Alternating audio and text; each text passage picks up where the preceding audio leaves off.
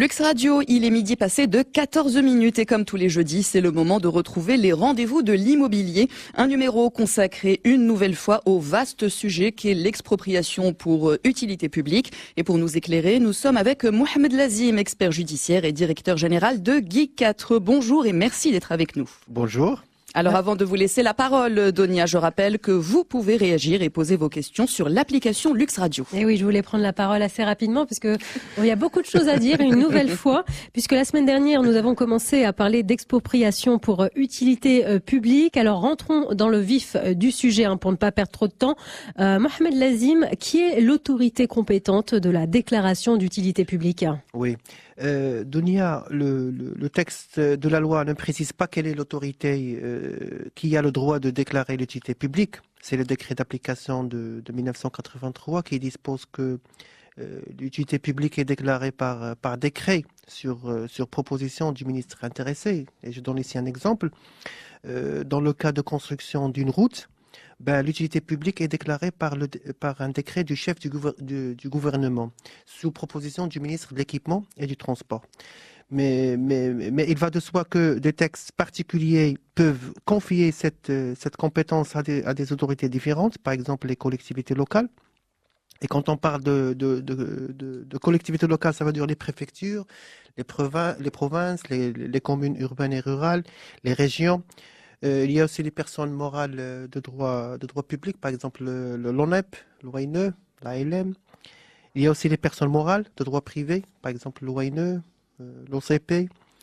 Donc, j'attire l'attention ici, c'est que les plans d'aménagement des villes et les plans de développement des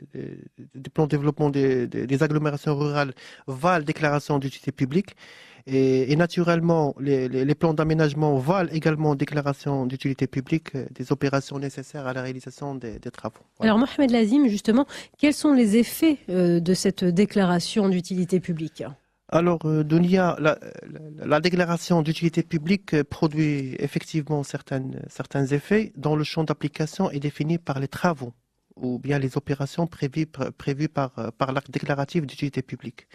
Et toute modification de l'utilisation des biens soumis à expropriation exige une nouvelle déclaration d'utilité publique. Par ailleurs, et dès la publication de l'acte déclaratif, dans ce cas, les biens visés ne peuvent faire l'objet d'une transformation en dehors d'une autorisation de l'expropriant.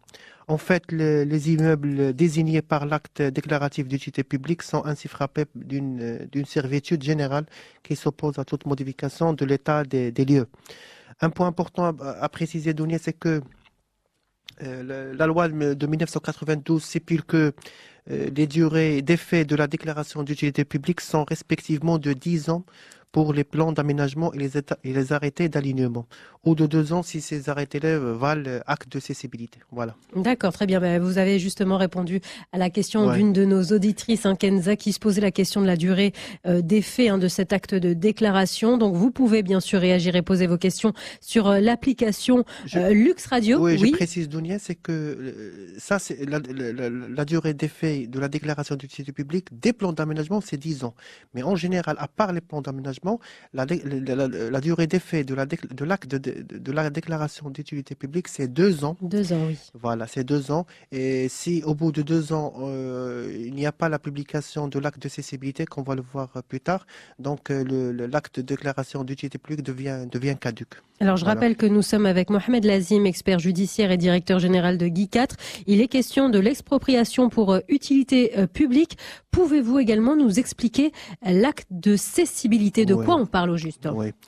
Alors, lorsque l'acte déclaratif d'utilité publique ne vise qu'une zone, dans ce cas, il est nécessaire d'individualiser de façon précise les parcelles à exproprier, et ce par l'acte de cessibilité. Et par conséquent, l'acte déclaratif d'utilité publique peut désigner lui-même les parcelles à exproprier. Et dans ce cas, il faut également acte de cessibilité. Donc, Dunia, naturellement, l'acte de cessibilité est soumis aux mêmes exigences de publicité que l'acte déclaratif d'utilité publique. Et il est important de préciser également que l'arrêté de cessibilité ou bien l'acte de cessibilité doit être pris dans un délai de 2 ans après la publication de la déclaration d'utilité publique au bulletin officiel. Et il n'est pas pris dans ce délai, et s'il n'est pas pris dans ce délai, l'acte de déclaration d'utilité publique devient, comme je viens de dire, devient caduc. D'accord, très bien. Alors, il est aussi souvent question d'une enquête administrative. Est-ce que vous pouvez nous donner plus de détails là concernant? Alors, Dunia, l'enquête administrative doit précéder l'acte qui effectue la désignation des parcelles à exproprier et qui sera, selon le cas, soit l'arrêté de cessibilité, soit l'acte déclaratif lui-même d'utilité publique. Il y a précisé que l'enquête s'ouvre par la publication du projet de désignation et la publicité de ce projet est largement assurée par la publication au bulletin officiel et dans les journaux habilités à publier les annonces légales. Alors donc, ce projet-là doit enfin être déposé à la conservation foncière pour les immeubles immatriculés ou les immeubles en cours d'immatriculation. Mais pour les immeubles non immatriculés, ce projet-là, donc, il doit être déposé au greffe du tribunal administratif du lieu de situation de l'immeuble qui en assure l'inscription sur un registre spécial. Et les intéressés qui peuvent ainsi prendre connaissance du projet, ils ont un délai de 2 mois. Donc c'est la durée de l'enquête administrative, c'est 2 mois. Donc, ils ont une durée de 2 mois pour faire état de leur observation et également pour faire connaître tous ceux auxquels ils auraient consenti de droit sur les immeubles concernés par le projet. Alors, 2 mois pour la durée. Oui, c'est 2 mois. Profite aussi pour vous demander, est-ce qu'il y a un contrôle juridictionnel de la procédure administrative? Oui, donc la nouvelle loi sur l'expropriation a prévu un contrôle juridictionnel. Donc, c'est un contrôle de régularité qui est confié au juge de l'expropriation. Et le juge de l'expropriation, c'est le président du tribunal administratif. Et ce contrôle ne pouvait porter que sur la régularité externe des divers actes administratifs et ne permettait pas d'en prononcer l'annulation. Alors, cette analyse-là, il y a plus forte raison pertinente avec la création des tribunaux administratifs qui sont compétents à la fois pour accueillir le recours pour excès de pouvoir et en même temps pour, contrôler la régularité de la procédure et 2, pour prononcer le transfert de propriété. Donc de ce fait, on sait aujourd'hui que le contentieux de l'expropriation relève désormais des compétences des tribunaux administratifs. Alors si nous vous avons bien suivi, Mohamed Lazim, l'expropriation commence par une phase purement administrative, suivie d'une phase juridictionnelle. La phase administrative commence par la déclaration d'utilité publique, suivie par l'acte de cessibilité pour se terminer donc avec une enquête administrative. Exactement. Quels sont les éléments de la phase juridictionnelle ? Alors, tu as bien résumé, Dunia, la procédure administrative. Alors, pour la phase juridictionnelle, donc, elle comprend 3 éléments. Le premier élément, c'est la prise de possession. En arabe, on appelle haq tasarruf, la prise de possession. Le deuxième élément, c'est le transfert de propriété. En arabe, naql al-milkiya. Et le troisième élément, c'est la fixation de l'indemnité. Tahdid at-ta'wid. Donc, voilà les 3 éléments de la phase juridictionnelle. Alors, comment se déroule la prise de possession, justement ? Alors, Dunia, l'administration peut toujours prendre possession de l'immeuble, mais à condition de l'accord du propriétaire. Seulement, pour prendre possession, il faut verser une indemnité provisionnelle auprès d'une caisse à la CDG. Donc, et l'expropriant doit alors s'adresser au président du tribunal administratif en tant que juge des référés, et ce pour autoriser la prise de possession, moyennant le versement, comme je viens de dire, ou bien la consignation de l'indemnité offerte. Et est-ce que la décision du juge sur cette prise de possession est définitive ? Oui, la décision du juge relative à la prise de possession, c'est-à-dire est définitive et elle n'est susceptible ni d'opposition ni d'appel.